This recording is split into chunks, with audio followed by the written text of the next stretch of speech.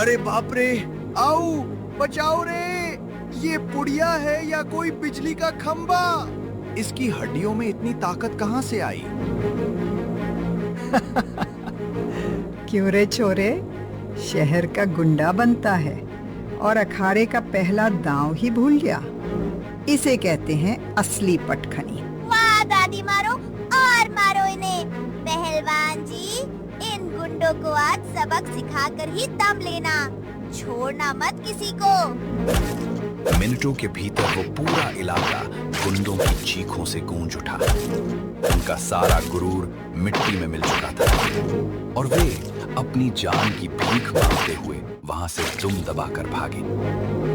भागो रे भागो, जान बचाकर भागो। ये पुड़िया नहीं है, ये घर ही शापित है।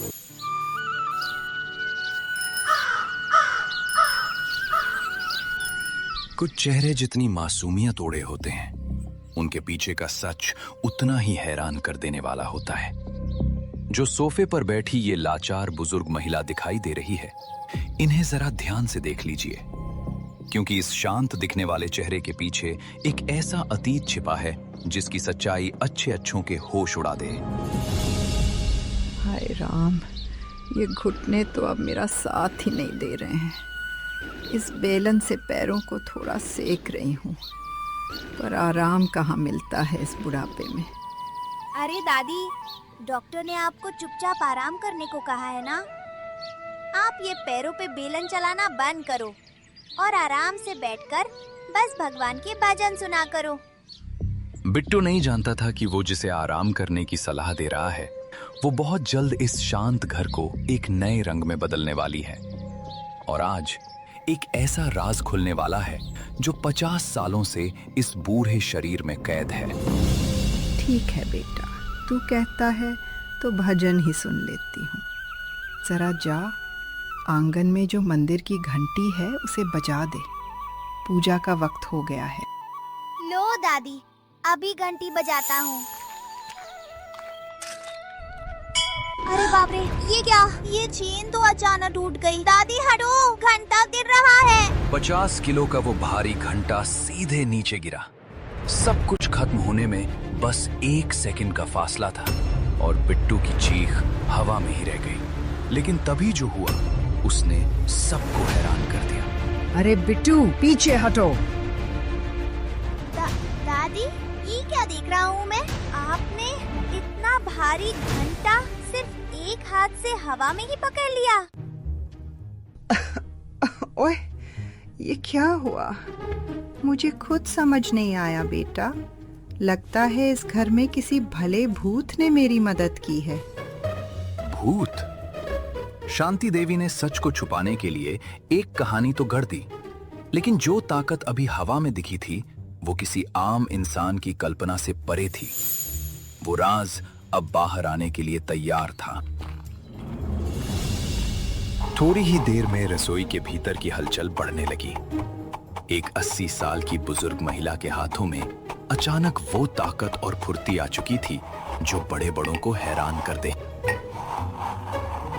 दादी, आप इतनी तेजी से ये 5 किलो बादाम ओखली में क्यों कूट रही हो? और आपकी आवाज को क्या हो गया है? अरे शरीर खुराक मांगता है रे छोरे, कमजोरी दूर करनी है। मुझे अभी और शक्ति चाहिए। अरे बाप रे, आप तो अब हरियाणवी भाषा बोल रही हो दादी। पक्का आपके अंदर किसी पहलवान का ही भूत घुस गया है। मुझे तो बहुत डर लग रहा है। क्या कहा बेटा? पहलवान का भूत? नहीं नहीं, मुझे तो बस थोड़ी सी भूख लगी थी, इसलिए बादाम पीस रही थी। डर और बेचैनी के बीच फंसा बिट्टू अब सच के करीब पहुंच रहा था। उसे अंदाजा भी नहीं था कि वो जिस कमरे की तरफ बढ़ रहा है, वहां उसका सामना किस राज से होने वाला है। अरे, बिस्तर के नीचे ये पुराना संदूक खुला पड़ा है और इस मेज पर कांच के जार में ये लाल मिट्टी कैसी है? शायद दादी इसे तुलसी के गमले में डालती होंगी। वो मिट्टी कोई मामूली खाद नहीं थी। उसकी गंध में बरसों पुरानी मेहनत और वो साधना छिपी थी जिसे इतिहास बुला चुका था। बिट्टू का हाथ उस सच को छूने ही वाला था। जार पर क्या लिखा है?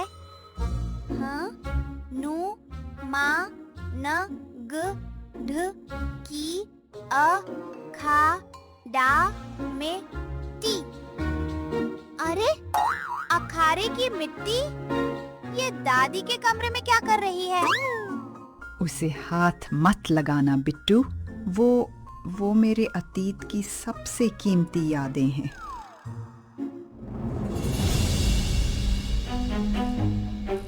ओ बुढ़िया, बहुत दिन हो गए तुझे समझाते हुए। सीधे सीधे ये मकान खाली कर दे, वरना इस घर के साथ साथ तुझे भी यहाँ से उठाकर फेंक देंगे। लेकिन इस रहस्य के पूरी तरह खुलने से पहले दरवाजे पर असली मुसीबत आ खड़ी हुई। शहर का एक बेखौफ अपराधी अपने आदमियों के साथ इस घर को जबरन खाली कराने आया था।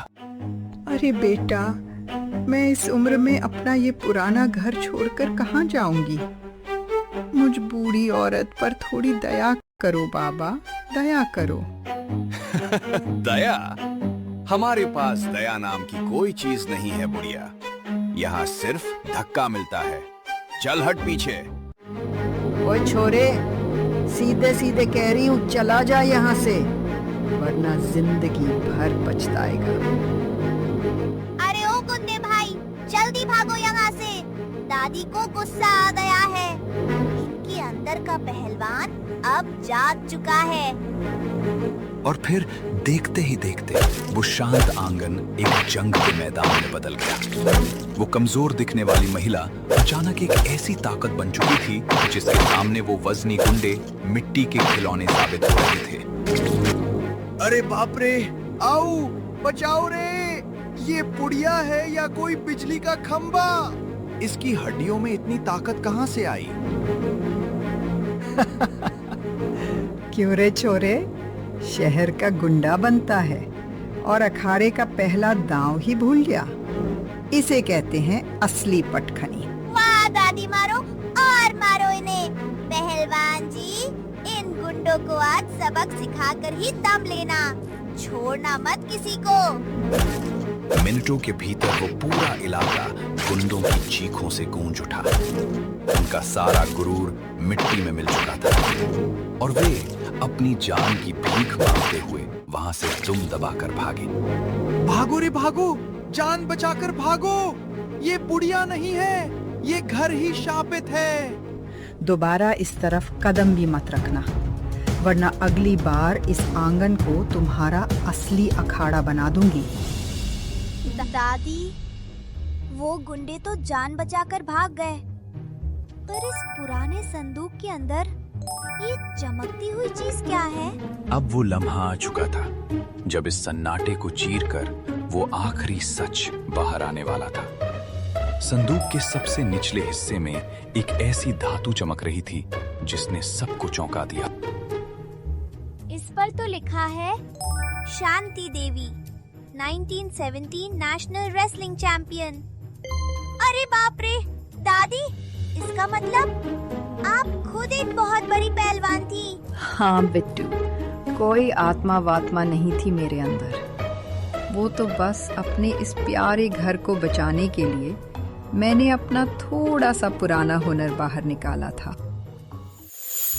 तो सच यही था, कोई भूत नहीं, कोई साया नहीं। सामने खड़ी थी 1917 की वो नेशनल रेसलिंग चैंपियन। याद रखिएगा, शेर चाहे कितना भी बूढ़ा हो जाए, उसकी दहाड़ का खौफ कभी कम नहीं होता। अब ज्यादा दिमाग मत चला बिट्टू, जा भागकर मेरे लिए एक बड़ा गिलास दूध और बादाम रगड़ के ला। बहुत थक गई हूँ आज।